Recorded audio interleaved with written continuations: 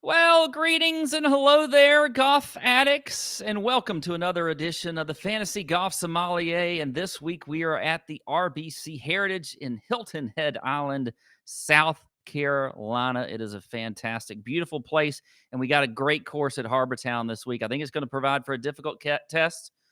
I think it's going to provide for a difficult test. And can't wait to get started. But let's talk about the wine we're drinking tonight. All right. We got a little Old Vine Zinfandel. Let me pour a little more of this. Oh, that's good. Let me tell you what I got here, okay? We got a little Old Vine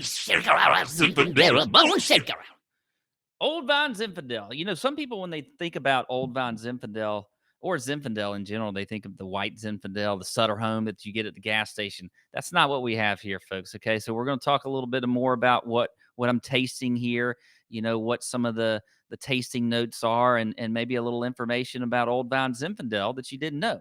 So we'll get into that in just a minute. But first off, here's what I want you to do. Make sure you hit the like button, okay, that thumbs up thing that's somewhere around here. And I want to comment this week about what is your favorite thing to do at the beach, okay? We're at the beach this week in Hilton Head Island. I want to know what you want to do. Do you like to play cornhole on the beach? Do you like to just read a book? Do you just stare at people? I sometimes do that. I just sit there and drink a beer and stare at people. Or do you play beach golf? Now, my family invented the game beach golf. That's a little known fact. I can talk to you about it. Maybe join the Nut Hut. Ask me about beach golf. I don't know. But I'm just telling you, we invented the game. But let's get into the plays of the week.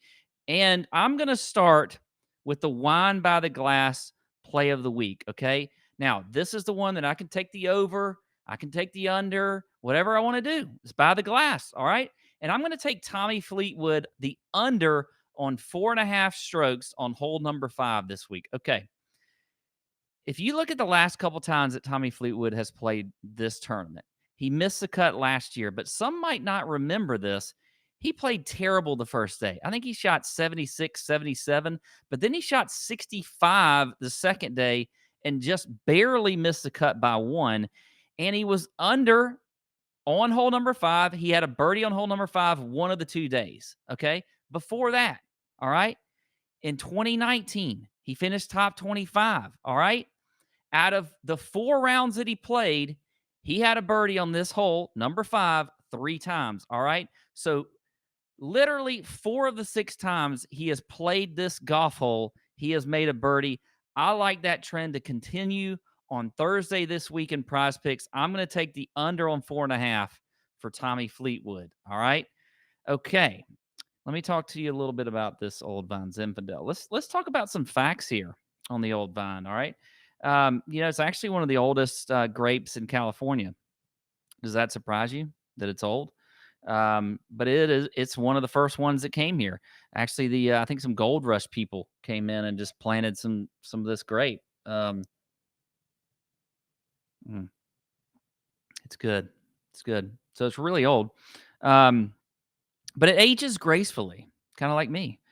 Ages gracefully. You know, it's one of those that just gets better with age. We like that. The grape's kind of weird. It's got wings. It's like a weird looking grape, and then it's got this little wing that comes out. And I think that's kind of neat. You don't really see that all that much. And here's something. So everybody trashes on white Zinfandel, the Sutter Home, and all that kind of stuff. Well, it kind of saved this particular wine and this particular grape because it made it sort of popular again. Even though, you know, white Zinfandel is sweet and the ladies love it, and I don't really like it. I'm not a big fan of it. But this is a little bit different. Okay, this is not very sweet at all. It actually is one of those wines that I think pairs well with barbecue, pairs well with pasta, pizza, things like that. It's kind of like an every, like not an everyday drinking wine, because last time I said that, somebody got mad at me and they were like, why are you drinking wine every day? Okay. But I'm just saying it's like one of those like house wines that you can really, people can enjoy. And everybody loves it. Everybody loves some Old Vine Zinfandel. It's just a good, easy drinking wine that goes with a lot of different foods. All right, let's talk about the next play of the week, and that is going to be the FGS Reserve play of the week. This is my favorite overplay of the week, and I'm going to go with Corey Connors over greens in regulation, which is set at 12. I mean, it's kind of like a broken record with Corey Connors. The guy's literally a ball striking machine. He's one of the best ball strikers in the field, in the world. Okay. I mean, he hits a lot of greens. He's number one in the field in greens in regulation this week. If you look over his last 50 rounds, he's 17th in the field in strokes gained approach. He's fourth in ball striking. I mentioned he's good there. I mean, it's he just hits a lot of fairways and he hits a lot of greens. And I think he's going to go over 12 this week. All right. I mean, it's just is what it is. I don't really know what else I need to say. Corey Connors is really good at hitting greens. I don't care what the score is. I just want him to hit 13 greens. Okay.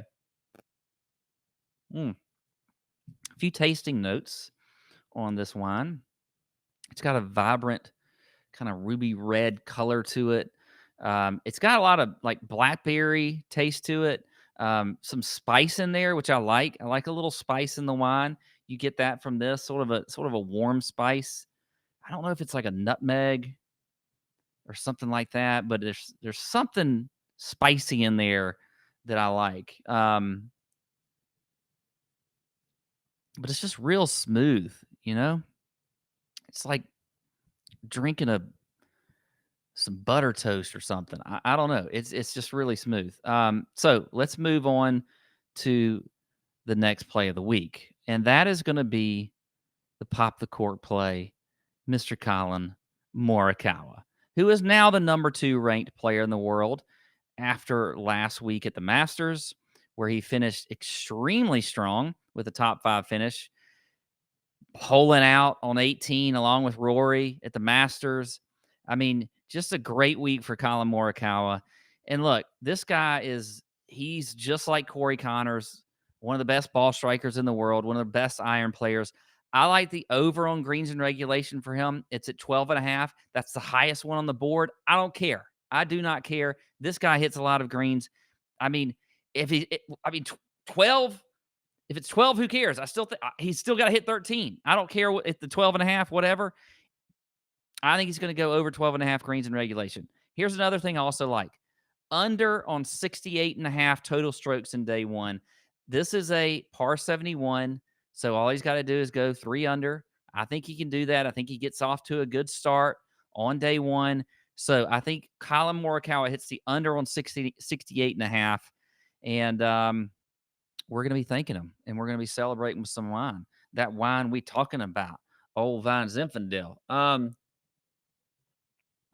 right, that's all I got this week. I hope you enjoy the RBC Heritage. I think I'm going to take a little bit of a break next week. Sometimes the sommelier needs to take a break. All right. It just I need to go find some new wines or something, or just get some sleep. Either way, I hope you have a great week. That's all I got.